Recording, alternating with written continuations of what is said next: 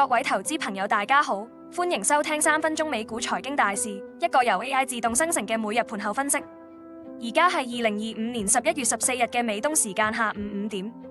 今日美股市場真係幾波動下啦，三大指數表現各異。標普500指數微跌0.05%，收喺6734點；道瓊斯工業平均指數就跌咗0.65%，收喺47147點；納斯達克綜合指數反而微升0.13%，收喺22901點。雖然早段曾經反彈過一下，但係標普同道指最終都係下跌，反映投資者嘅情緒幾咁謹慎啊！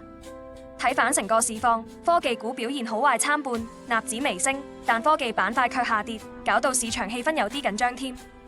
講到板塊表現啦，能源板塊算係唯一有升幅嘅，微升0.3%，可能係受惠於供需動態啦。但係消費者非必需品同科技板塊就跌得最犀利，各自跌咗2.5%，工業板塊都跌咗1.6%。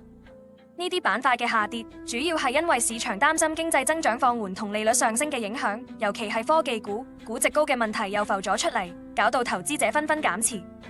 點解今日市場會咁波動呢？其中一個重要因素就係美聯儲嘅政策預期啦。投資者喺12月政策會議前都保持謹慎，擔心利率路徑會轉向鷹派。如果真係加息嘅話，借貸成本上升可能會打壓企業盈利。另外，美國政府嘅預算談判陷入僵局，有機會導致政府停擺，呢個政治不確定性都加劇咗市場嘅憂慮。個股方面，Robinhood股價就微升0.8%，Mara就跌咗6.18%，Coinbase 都升咗0.3%，主要係受加密貨幣市場波動影響，睇嚟高增長股嘅壓力依然存在啊。展望下聽日嘅市場啦，投資者要密切留意美聯儲12月會議嘅消息，同埋政府預算談判嘅進展。如果呢啲事件有正面發展，或者會帶動市場反彈；但如果繼續有壞消息，可能仲會有多啲波動㗎。總括嚟講，市場而家仲係處於觀望狀態，大家要保持冷靜，唔好急住入市啊。